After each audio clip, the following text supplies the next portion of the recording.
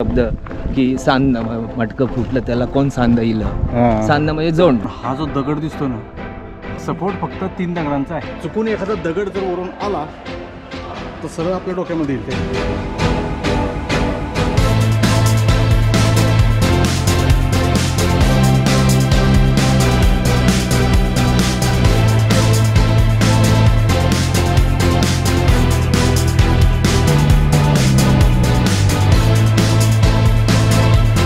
नमस्कार मित्रांनो, स्वागत आहे तुमचं अजून एका नवीन व्हिडिओमध्ये. आम्ही निघालो सांदन व्हॅली. तर सांदन व्हॅली कव्हर करण्यासाठी निघालेलो. बऱ्याच दिवसापासून आम्ही प्लॅनिंग करत होतो आणि ते प्लॅनिंग आज सत्यात उतरतंय. मी, अभिनव आणि अजिंक्य असे आम्ही तिघेजण निघालो मित्र.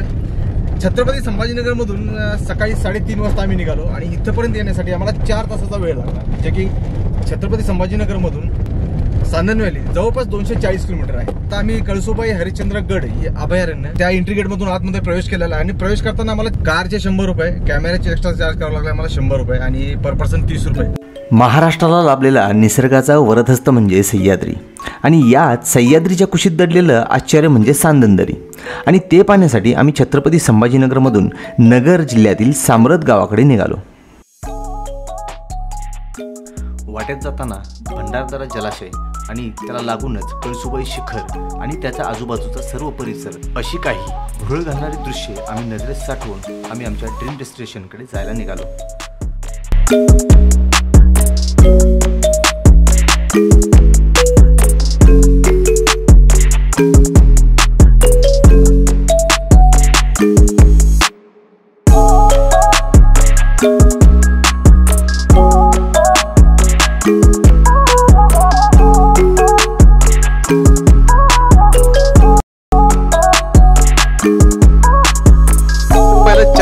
प्रवास करून आम्ही छत्रपती संभाजीनगरमधून सामरद या गावी पोहोचलोय. सांदन दरी पाहायला आलो आणि इथं आल्यानंतर एक जबरदस्त असं एक हॉटेल मिळालं आम्हाला. तिथं आम्ही फर्स्ट क्लास असे पोहे नाश्त्यामध्ये मागवले होते. नाश्ता केला आणि आता इथून आम्ही एक 500 मीटरचा जो एक ट्रेक आहे, छोटासा एक जंगल ट्रेक आहे, तो जंगल ट्रेक करायचा आहे आणि दरीपर्यंत जायचं. आणि रॅपलिंगचा आम्ही निर्णय घेतलेला आहे. मी रॅपलिंग पाहायला मिळतो तुम्हाला पुढे व्हिडिओमध्ये.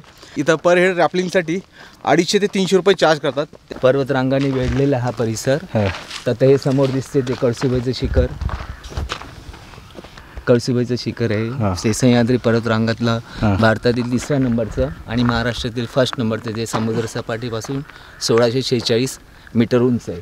आणि या बाजूला पाहाल तर हा अलंग, मदन आणि कुरंग ही 3 डोंगरी किल्ले. या बाजूला हा शिपनरीचा डोंगर म्हणतात. शिपनोरीचा डोंगर. हां, शिपनरीचा डोंगर थोडा. आणि हा समोर पाहता आहे तो आजोबाचा डोंगर, तो ठाणे जिल्ह्यात शहापूर तालुक्यात येतो. आणि हा बाजूला आता हा रतनगड आहे, समोर रतनगड आहे आणि त्याच्या बाजूला हा खुटा डोंगर.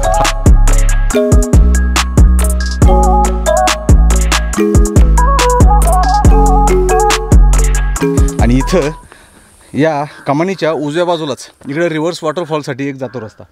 इकडून आपल्याला रिव्हर्स वॉटरफॉलकडे जाता येतं. इकडून आलो आम्ही आणि आता इकडे हा जातो तो सांदन दरीकडे. इथून आता समोर जाणार आहोत आम्ही.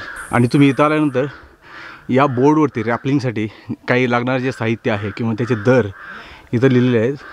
बहुतेक इथं 300 रुपये लिहिलं होतं, ते 3 कट केलेलं आहे, पण 300 रुपये घेतात आणि आपण बार्गेनिंग करू शकतो. व्हिडिओ थोडा वेळ पॉज करून ही तुम्ही माहिती पूर्णपणे वाचू शकता. आशिया खंडातील सर्वात खोल दऱ्यांमध्ये सांदन व्हॅलीचा 2रा क्रमांक लागतो. म्हणूनच ती पाहण्यासाठी जगभरातून पर्यटक गर्दी करतात. एका अतिप्राचीन जिओग्राफिक फॉल्ट लाईन म्हणजे जमिनीला पडलेली एक मोठी भेग, यामुळे निर्माण झालेली ही दरी किंवा घळ हा निसर्गाचा एक अद्भुत असा चमत्कारच आहे. सांदन दरी 200 ते 400 फूट खोल आणि जवळजवळ 4 किलोमीटर लांब पसरलेली आहे.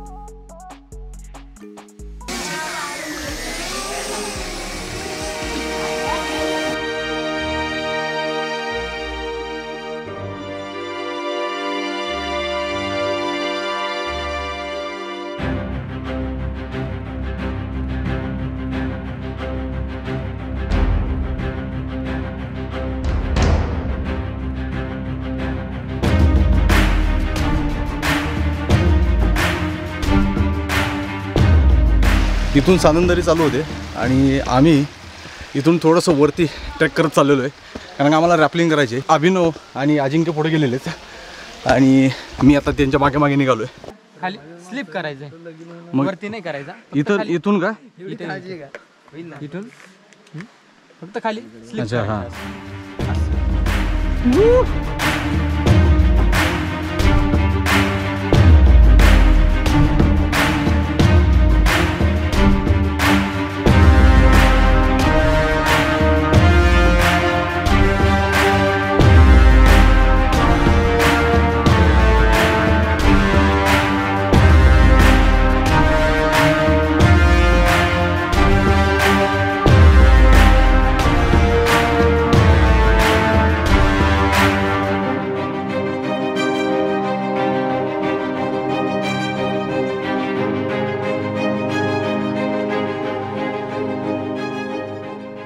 हा स्पॉट रॅपलिंगचा 120 फुटाचा आहे, जो की मी आणि अभिनवने केला होता. अभिनवचं इथं हार्नेस जे आहे ते ओपन करतायत. इथून सांदन व्हॅली चालू होते. एकदम सुरुवातीलाच हा एक 120 फुटाचा रॅपलिंग पॉईंट आहे आणि इथून आता हा पुढं जायचं आहे आम्हाला. आता अजिंक्य एक दोरी इथं खाली घेऊन आलो आम्ही, तेव्हा अजिंक्य अजून आलेलं नाही. आता ही रोप परत वरती घेतील आणि अजिंक्यला परत खाली पाठवतील.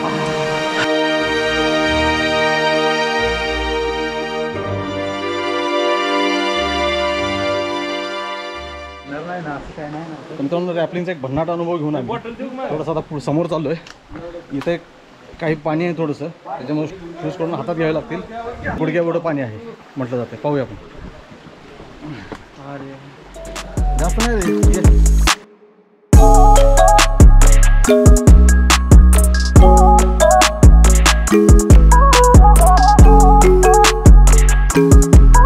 पहिला पाण्याचा जो डोहा आहे किंवा पाण्याचं जे डबका आहे ते क्रॉस करून आम्ही आता पुढं आलो आहे. आणि इथं एक असा स्पॉट आहे जिथं की तानाजी द वॉरियर्सच्या फिल्मचं शूटिंग अजय देवगणचं आहे. ते हा पॉईंट आहे इथं झालेलं.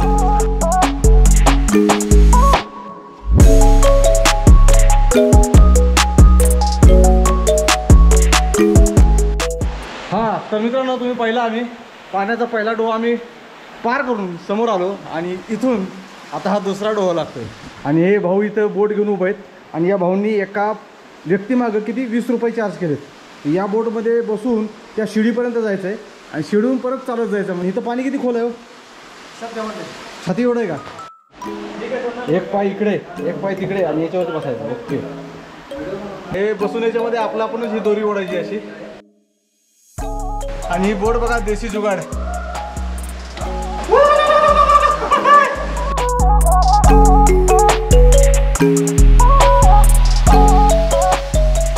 पूर्ण दरी अशी निमुळती झालेली आहे. हे बघा आता वरती सूर्य तळपला अक्षरशः. सूर्याची किरण व्हॅलीमध्ये नाहीत पोचवते जास्त, त्याच्यामुळे ऊन आणि सावलीचा खेळ पाहायला मिळतो इथं आल्यानंतर. एकंदरीत या दरीमध्ये 3 पाण्याचे टप्पे मिळतात आपल्याला, जो की हा तिसरा. मागचे 2 तुम्ही पाहिलेत आणि हा तिसरा, जो की गुडघ्या एवढं पाणी आहे इथं. आणि इथं काही साधन नाही आहे आपल्याला क्रॉस करण्यासाठी. गुडघ्या एवढं पाणी आहे, त्याच्यामुळे गरज पण नाही आहे. आता इथं पुढं चाललो आहे आम्ही. सेंटरमधून नका चालू, कारण चुकून एखादा दगड जर वरून आला तर सरळ आपल्या डोक्यामध्ये येईल. त्याच्यामुळे ती काळजी आम्ही पुरेपूर घेतोय. सांदन दरी एकदा व्हिजिट करा.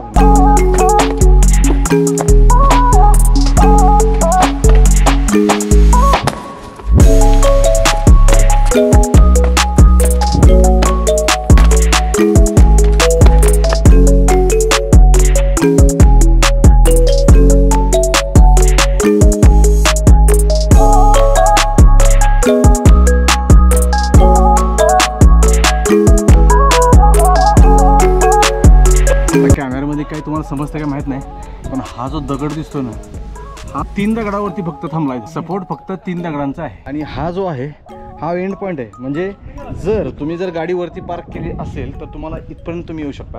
एखादा दिवस जर स्पेंड करत असाल सांदन व्हॅलीमध्ये तर तुम्हाला इथून खाली रॅपलिंग करून खाली कॅम्पिंगसुद्धा केलं जातं बरं का.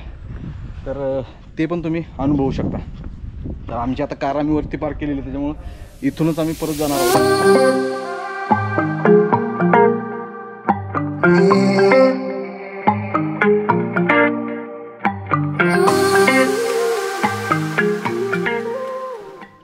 वरून जे पाणी येतं ना ते इथपर्यंतच आहे. इथून पुढं एक थेंबी पाण्याचा नाही दिसत आहे. ते जमीन इथंच पाणी खाली जाते कुठून तरी.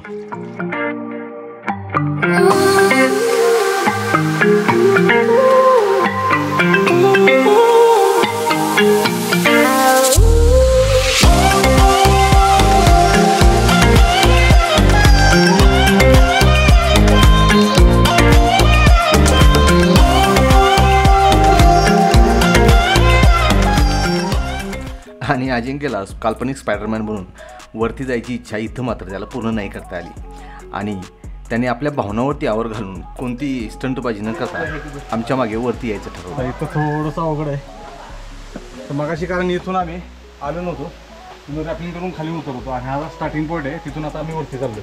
हो भैया, इथं कसं असं वर आहे, इथून कसं वर आहे.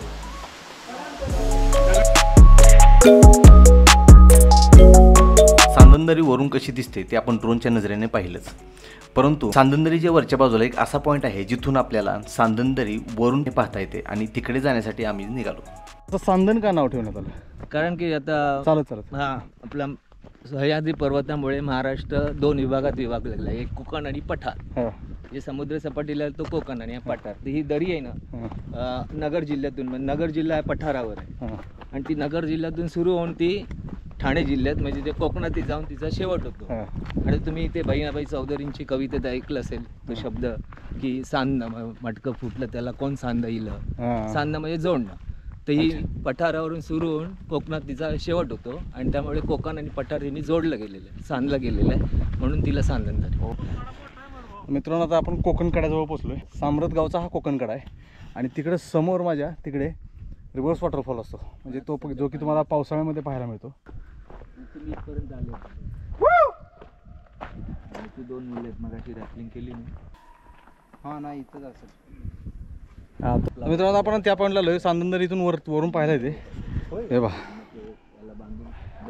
व्हॅली आहे ना, वरून आपल्याला ट्रॅक करायची असेल ना पूर्ण उतरायची असेल रॅपलिंग वगैरे करून, तर मग आपलं तुम्हाला सामरत गावालाच यावं लागेल.